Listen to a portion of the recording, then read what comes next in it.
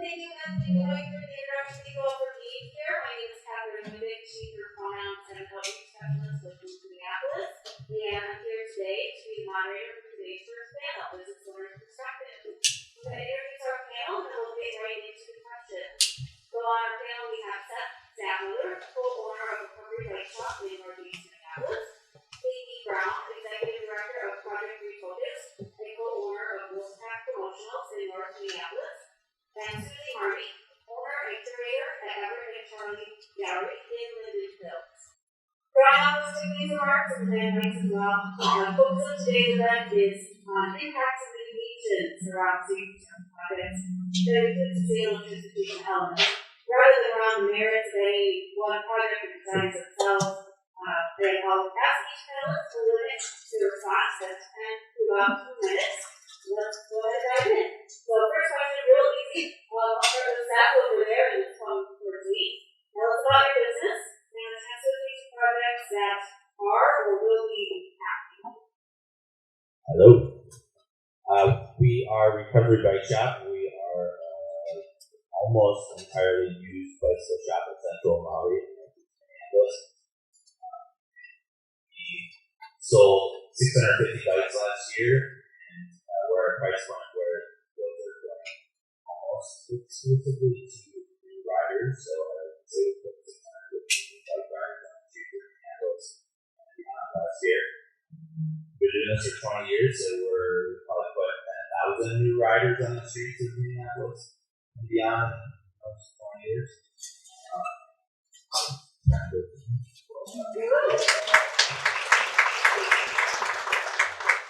Our project is Lowry, and it's been very challenging. It's a 3-year project. They're working only during the summers, which is the worst for a bike shop and the 2 ice cream shops that are on Lowry. We lost Dairy Queen this year, partially because of the construction, and then we lose all of the business district, which is all the draw that Dairy Queen brings to that area. I could talk lots about get into that. Hi, I'm Katie Brown. I think our biggest transportation project would be the Blue Line. And it's not necessarily started yet, but it's coming. I'm the owner of Wolfpack Promotionals and executive director of Project Refocus. Good morning, I'm Suzie, Marty, and I'm the owner and curator of the Everett Art Gallery in Linden Hills. And I've had my business almost 7 years now, and I represent only Minnesota artists. And over almost 7 years, I've had hundreds of artists through the gallery. At any given time, I probably have about 50 different artists throughout the state in the gallery. So what's been happening is not what's been happening to my business, but it affects every artist in my gallery because they are all also small businesses. The project that we have endured this summer, which again is like these guys, summer is our busy season as well. We get a lot of tourists in, we get a lot of walk-in traffic with people visiting the lakes in the community, and a lot of that was shut down very quickly for us. We have 2 consecutive projects. One is with Public Works, taking care of the pipes underground for infrastructure reasons, which, yay, that had to happen. I understand that, and that was throughout the whole community, not just our intersection with the businesses. And then we're also challenged with the E-line coming to the major node that we have here on 43rd and Upton. Great, thank you all. Next question, I'll start with you, Katie. So tell us about the transportation challenges that you either experience or maybe different in your perspective or maybe already experiencing, but what you expect to experience around the project and challenges. We expect that, number one, our building will be affected because it's local. They're not going to carry out free, which means our building has to go. But on the curve that we're on, we're going to experience a high value of redirection, which means a lot of customers won't be able to get to us because of the debris that across the street. So it makes it very difficult for them to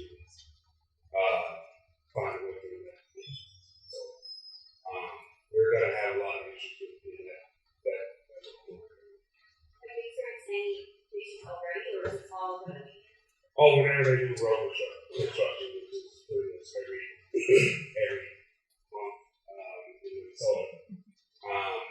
We've experienced quite a few. Normally, we get people who understand what we're saying, dedicated customers to us, and they figure out a way. But trying to do that is not really happens.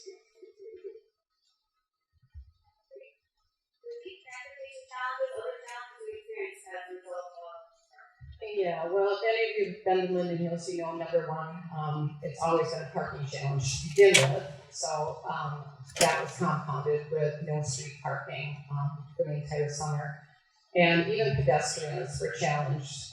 There were barricades all over, and it was like being a rat in a maze to try to get all around to get to somebody's business. And quite honestly, customers that did come in were frustrated, confused, not happy, and then quite honestly just stopped coming. I don't want to speak for all the businesses in Linden Hills, but I do know collectively, on an average, we're all down about 30%. We lost huge revenue over the summer. And now we're challenged with, 6 weeks left to the end of the year with a holiday, and I'm not certain that we can make that up, but if any of you have not been shopping in Linden Hills, maybe we can do it. So please come. That's our big plug for all of you. But yeah, the intersection has recently reopened. We do not have stoplights yet, nor do we have street lights yet. And now it's darker at 4:30. So it still remains a challenge. And the big question is, will the customers come back? Will people find us again, or are they done? Not just walking traffic, but driving traffic during the construction was rerouted to come down Xerxes. So maybe that's a new pattern for people, and they're not going to come back down Sheridan and Upton. They're going to stay on Xerxes and avoid the business district. So I don't have the answer, but that's a big challenge.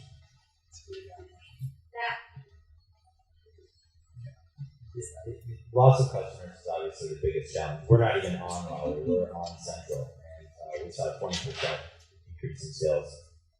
Is that all construction? Perhaps not. So that's obviously the biggest challenge, but just ours is a county street, communicating with the county was pretty good. Could have been better. Construction started, and the businesses were kind of shocked, even though there was tons of notice that this was coming. And there was just tons of fear and stress around it.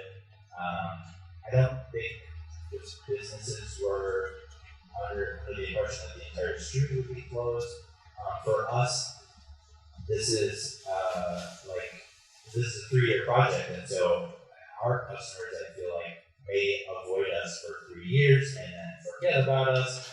And then Central is going to be redone immediately following that. University and Marshall are also going to be done between, I think, Lowry and the Central project. So Northeast Minneapolis is a car-free zone for the next several years. And so I just don't know what's going to happen to the business district. We did lose Dairy Queen through this process, which is one of the 9 businesses on the corridor. So if, like every project, we lose 10% of the businesses, that's really going to be a challenge.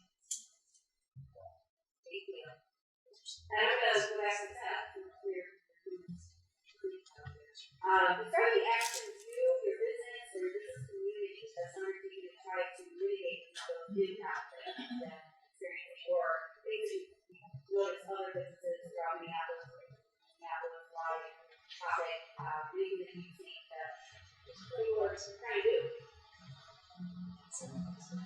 The short answer is just more of the same. We do marketing and outreach, and that brings us a certain number of customers, and so we try and explain to customers what's going on, and try and explain to the world that you're still there and you still have value, and it's worth overcoming the construction challenges to get to your business. We also had meetings with the other businesses and with the city and with the county. Those were a little bit helpful just in understanding what was going on. There was other businesses with very specific problems. The gas station was sort of rude. Like, there was no way to get to the gas station and no reason to go there if you couldn't drive.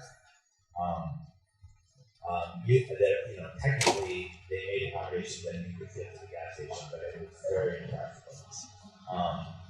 Dairy Queen and Dream Creamery are very much reliant on drive-by business or customer passing business, and that just didn't happen. So both of them suffered greatly. The Dairy Queen franchise is now gone. Dream Creamery is supported by other franchises that they're a multi-location business, so they can rely on some of that. But the mom and pop small businesses are just on their own in regards to this. So we also did on our end, we run a transportation company as a bike shop. So we just brought customers to these businesses. We do a weekly coffee outside every Sunday, and you should all come 10 a.m. follow us on Instagram. And we just had those at these businesses every week for 9 weeks or whatever number of businesses. We would just be there on Sundays saying, hey, this business needs customers. We're going to bring some customers to that business and just give them a shout out and draw attention to the whole thing. The big thing in this case is all of these businesses are good for us. They all bring customers that aren't necessarily looking for used bikes or hearing about us, and they walk by, they drive by, and they're like, hey, there's a bike shop there, you should check it out. That's exposure for us. And so when we lose some of those businesses, I mean, obviously losing the traffic is bad, but then when the traffic comes back, but the businesses are gone, there's just less traffic, there's less draw. So it's really important to us to be talking to each other as businesses and finding out what the health and wellness is of each business. The last thing is brainstorming solutions. Like Mecca Linen is on the corner of Broadway and Central. They have semis deliver their stuff, and that just couldn't happen. And so, like, finding out what the businesses need and trying to brainstorm solutions and help accommodate each of them was a big thing. That wasn't specifically like customer and traffic related, but it was really helpful. And knowing that you're in it together with these other businesses is helpful. Well, as you can see, my answers are usually short because I like to get to the point. But in North Minneapolis, I think we have two different kinds of business owners. We have those who want to complain and those who, once we realize it's happening, we decide to get active. So most of us, we're active in dealing with the Blue Line staff, the entire project team, our elected officials, right now. We just try to make sure that we are getting across what we need and making sure it's done so that the project is not done to us, but with us. And I think that is the biggest thing that we try to make sure that it's done with us. The block that I'm on is the highest concentration of Black-owned businesses in Broadway, most of which will be greatly affected by the Blue Line. Unfortunately, we have a lot of the business owners on the corridor who, at this point, I say this to the panel all the time, at this point in time, they think that they can stop the Blue Line, and that time was 3 years ago, because they didn't pay attention to what it was actually brought to. So, informing the community, getting the community to understand that things are happening to us, when we find out they're happening, addressing and get involved in, not 4 years later when it's already done. So getting people to switch their mind state from stopping the Blue Line to how do we make this the best investment in the community is a task, and that's what we're working on now, is getting people's mind to switch over, just making sure that we get the things that we need instead of happening. Okay. This is a good question. And like Seth, I totally believe in KB too. I totally believe in cross marketing and supporting your other businesses in whatever community you're at, because you can't do it alone. You just can't. I am a mom and pop business without pop. It's just me. And I'm not a co-op. My artists don't work there. But we've got a really strong business community and just a plain strong community. I'm going to work backwards here a little bit. I literally had a customer come in last week to buy a small painting for a gift. And when I was ringing him up, he says, I want you to add another $100 to that because I know what you've gone through. It brought me to tears, but that tells you that the community believes in what we are offering and they want us to stay. Now, talking about semi-trucks, Linden Hills is saturated with great restaurants, and they bring in big semi-trucks with all of their food deliveries. All summer, they would come down the street, and they couldn't get through, so then when they backed up, what do you hear? Beep, beep, beep. Constantly, the noise was unbelievable. We literally had neighbors across the street leave for the summer because of the noise. So those are more customers that we lost. Marketing is kind of like all on our shoulders. It's a constant, everyday uphill, rolling the boulder uphill, and trying to think outside the box, be more creative constantly. Now what can I market? Now what can I do?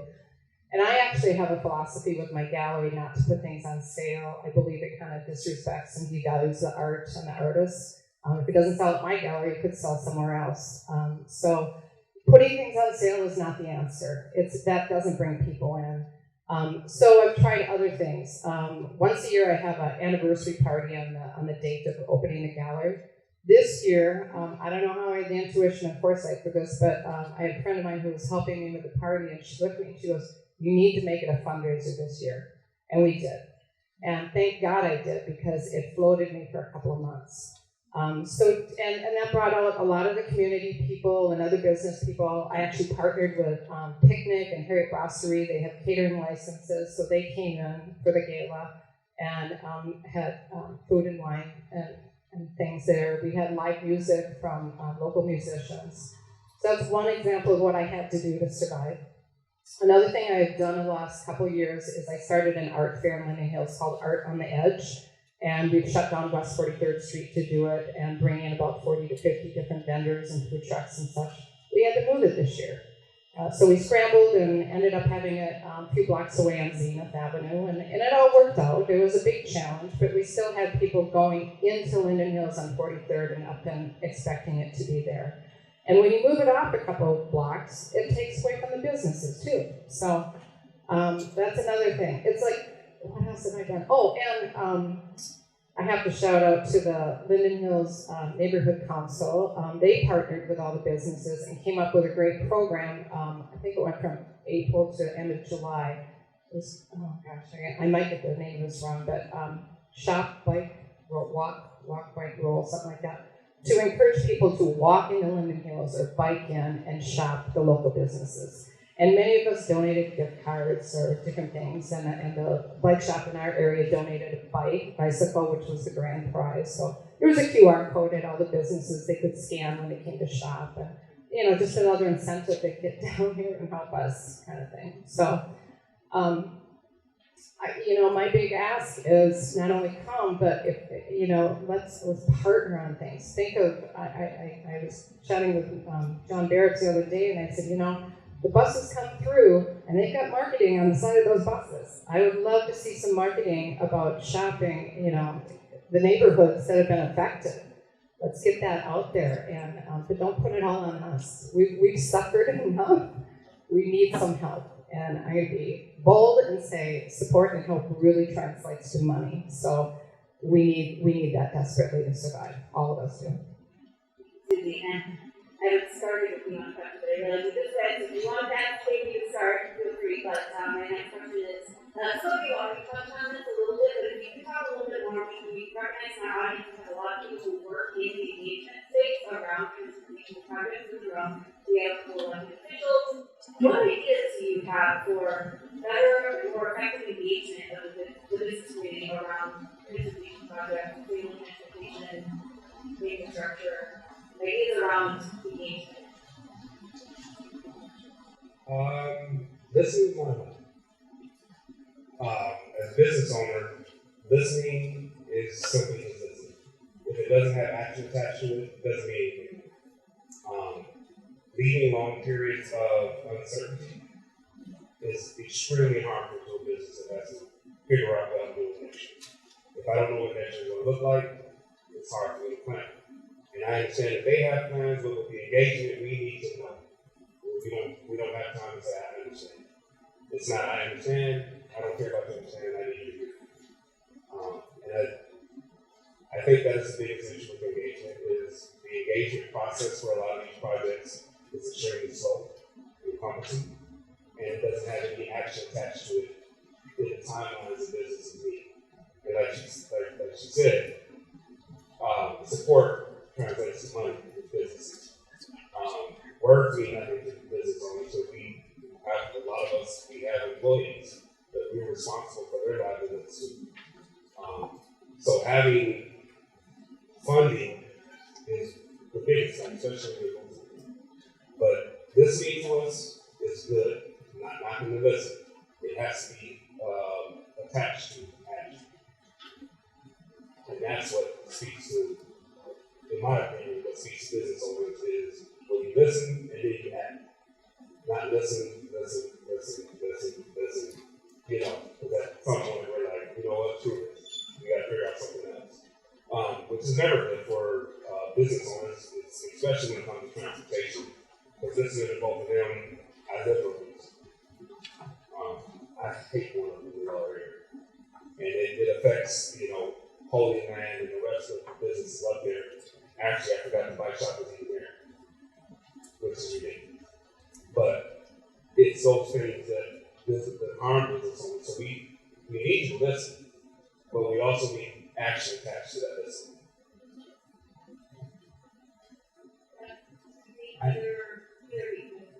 I would say if you're a business, no one is coming. You're on your own. In a lot of ways, like you're responsible for yourself. You know, the biggest thing I want this room to walk away with is mode share.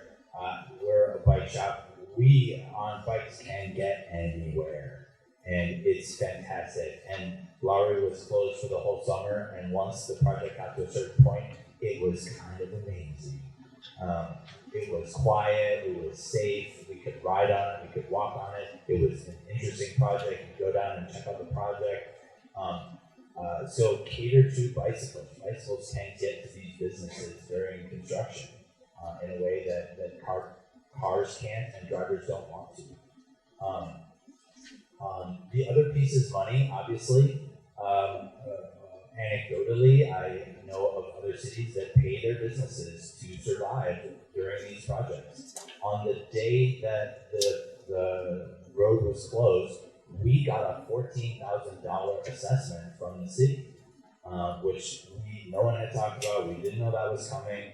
You know, it's spread out in your property taxes over many years, but like, here's this street that you can't use and you have to pay extra for it this year. At the very least, give us a property tax holiday during the period when we can't use it. Raise our property taxes after the value increases and the business is better because the street is better and our property value goes up. But at least give us a property tax holiday during that period. And then I would say visioning is super important. The businesses, we're always reacting. Projects are coming and we're saying we don't like this or we really want this and we're not all on the same page and we're kind of shocked that other people disagree with us. Figure out what you want for your community now. What do you want for your city? What do you want for your neighborhood? What do you want for your block? Think about that stuff. Answer those questions. When the developers and when the planners come, have answers to those questions. There are engagement sessions, and the people behind those that I have talked to and I believe are sincere, interested, progressive people who really think about this stuff and they want creative ideas. And a lot of them feel hamstrung by the city standards. They think that development should go a certain way, but the code says this, so that's what we got to do. They need your ammunition to be able to go back and say, all of these community members want this, and we're going to have a big fight in our hands if we don't do it. So, one email in an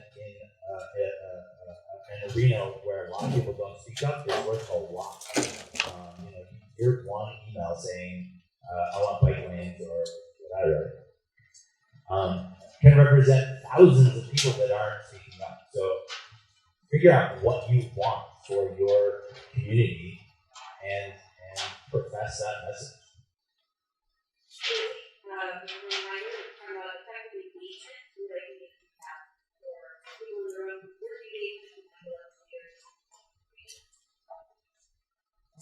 Thanks for the reminder.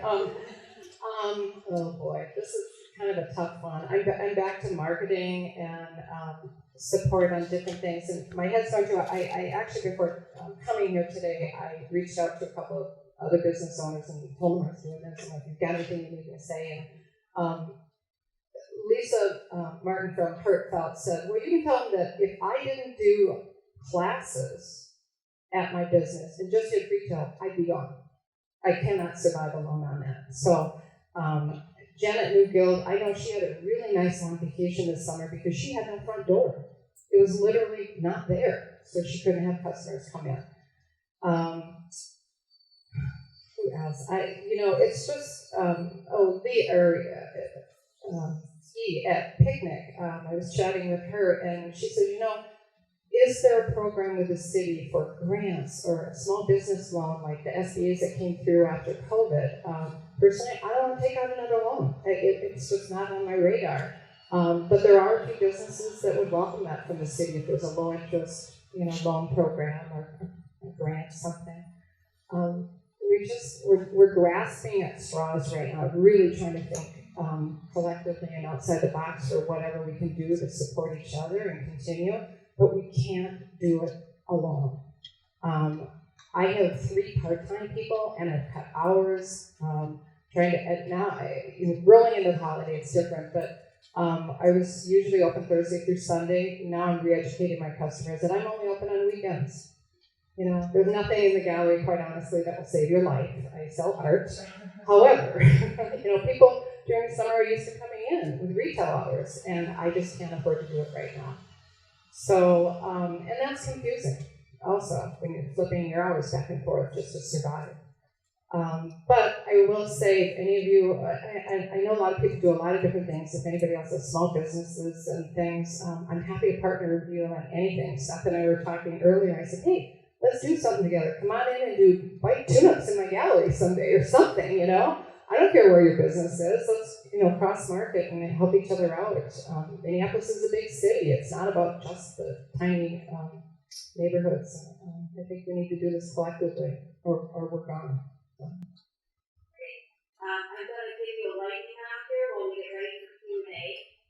Parting words, like 30 seconds.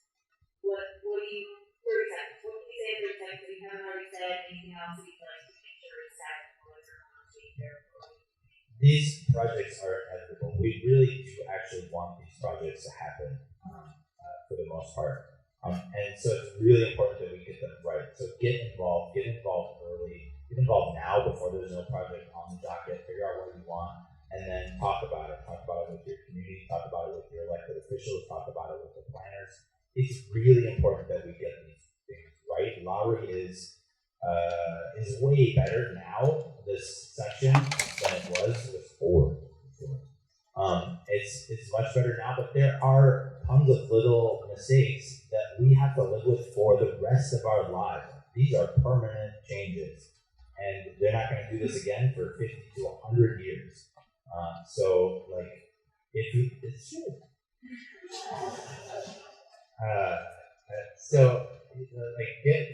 Get involved and let's get this right, because we have to look at the results.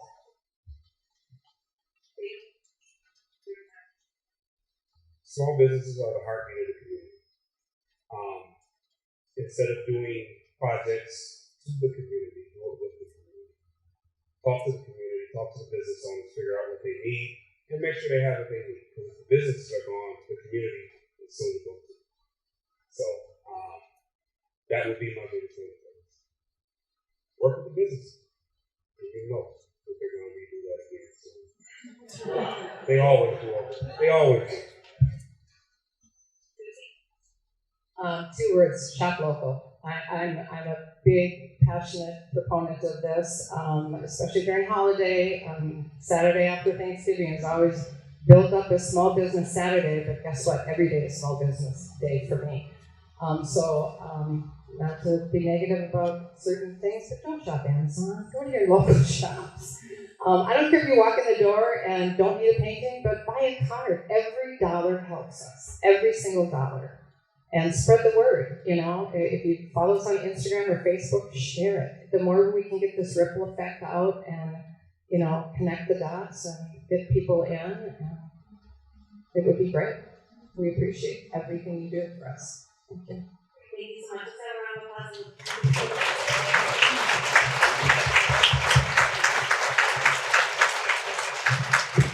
All right, we'll have a roving mic, so if you have a question for the panelists up here, please raise your hand and Suzie will bring the mic to you. You must have a question. Yeah, hold on. Okay. Sorry. It's me. Sorry.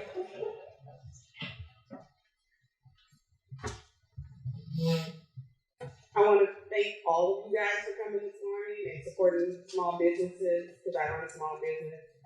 My question is for all of you.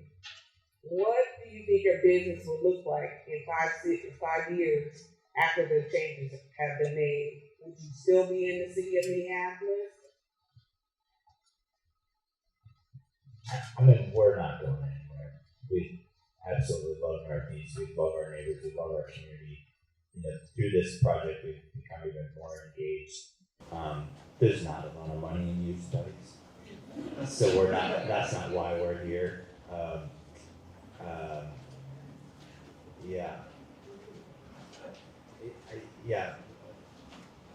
I don't think Minneapolis is necessarily the problem. It could be better, obviously, but I'm born and raised. I ain't going nowhere. This is my city. I don't know no other cities. So in 5 years, I think we'll be in the middle of the blue line anyway. But we don't plan on going anywhere. Well, I can't predict the future, but I had a 10-year plan for the gallery, and I thought if I reached that, it would be very successful. It's hard to keep pivoting, to be honest with you. But I'm leading up to this summer, the gallery gross sales have increased about 20 to 30% every year until now. So if I plateau this year and give it a little breathing space and continue onward, that would be great. But I don't have any plans to leave. But some of the city plans, they're all good. There are 2025 plans, 2040 plans, but today's 2024. We need to just pay attention to the present. Thank you.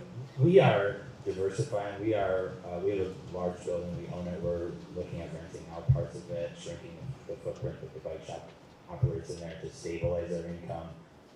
We've been thinking more about additional locations more than we ever have, stuff like that. But it was quite a shock to have this single event hit us so hard. So we're thinking those terms a little bit more. So 5 years is we could look pretty different. Yeah. Okay. I think I'm next. Just want to echo what others just said. Thank you for your insight and getting up on that panel in front of the spotlights and all those people looking at you. And entrepreneurs actually they make the best politicians. As I was listening, you've probably all been asked to run for office at one time or another. So now it's my turn to do that to you. So offering that, and then if you took economics in school, high school, college, or whatever, raise your hand. You know what? Small business drives the economy. It's one of my big takeaways from my class. Small businesses drive our economy. And I just want to know, I need a number. What would it take for your business to still be around in 10 years, 5 years? I'll say 5 years. A number. $1? It if you had a cushion, a dollar amount, and if you have that cushion, right, you get that dollar amount, so now you don't have to worry about your day-to-day business operations. What would you do then? 100 million.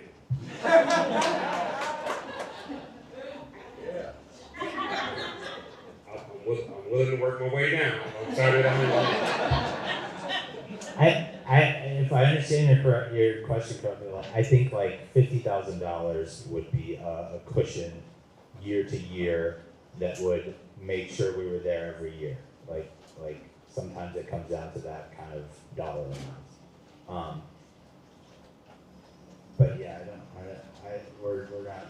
I don't think we're going anywhere.